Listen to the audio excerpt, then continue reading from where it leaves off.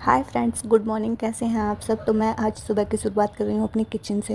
Actually हुआ ये था, रात हम काफ़ी लेट हो गए थे।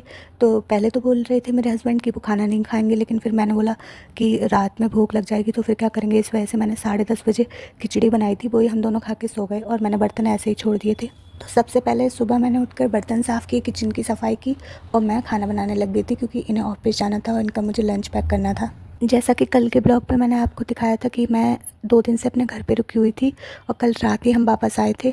आने के बाद इतना काम फैल गया था, घर में बहुत गंदगी हो गई थी। तो मैं अभी बना रही हूँ भिंडी और पराठे इनके लंच के लिए। वैसे तो मैं रात का काम रात में ही ख़त्म कर देती हूँ, लेकिन रात लेट हो गए थे इस वजह से मैंने बर्तन छोड़ दिए थे। क्योंकि अगर रात का काम रात में ही ख़त्म कर दो तो सुबह इतनी दिक्कत नहीं होती, लेकिन रात के बर्तन छोड़ दो तो सुबह काम बढ़ जाता है। तो मैंने भिंडी बन गई थी और मैं आटा मलने लगी थी। जब तक मैं खाना बना रही थी तब तक मेरे हस्बैंड ने मशीन लगा दी थी, क्योंकि बहुत सारे कपड़े हो गए थे।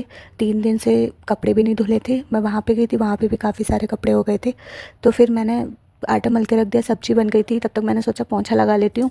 पोंछा लगाने के बाद मैं गई किचन में और मैंने पराठे सेकने स्टार्ट कर दिए थे, क्योंकि इनके ऑफिस का टाइम हो रहा था। और साथ में मैंने अपने भी पराठे बना के रख लिए थे, क्योंकि बाद में कौन बनाता। फिर मैंने इनका लंच पैक कर दिया था। लंच पैक होने के बाद मैंने इनका लंच इनको दे दिया था और ये चले गए थे ऑफिस। अगर गाइस सुबह लेट उठो ना तो घर का काम बहुत ज़्यादा बढ़ जाता है। ऐसा लगता है पूरी दोपहर काम करने में ही निकल जाती है। इसलिए मैं सोच रही हूँ कल से मैं अलार्म लगा के सुबह जल्दी उठा करूँगी, जिससे 11 बजे तक मैं फ्री हो जाऊँ। क्योंकि घर के काम के सिवाय और भी कुछ होता है जो हमें करना होता है, खुद के ऊपर भी टाइम देना होता है। लेकिन घर का काम अगर लेट हो तो उसके चक्कर में और कुछ कर ही नहीं पाते। सुबह जल्दी जल्दी काम करने के चक्कर में किचन का हाल बहुत बुरा हो गया था। फिर मैंने फटाफट किचन का सामान सेट किया। फिर बहुत सारे बर्तन हो गए थे, वो साफ़ किए। उसके बाद मैंने मशीन से कपड़े निकाल के सुखा दिए थे बाहर बालकनी में ही। मैं अपने कपड़े छत पे नहीं सुखाती, बालकनी में ही डाल देती हूँ। फिर मैं नहाने चली गई थी। फटाफट मैं नहा के आ गई क्योंकि मुझे करनी थी पूजा। फिर मैंने पहले भगवान जी की पूजा की, उसके बाद मैंने श्री माता जी की पूजा की।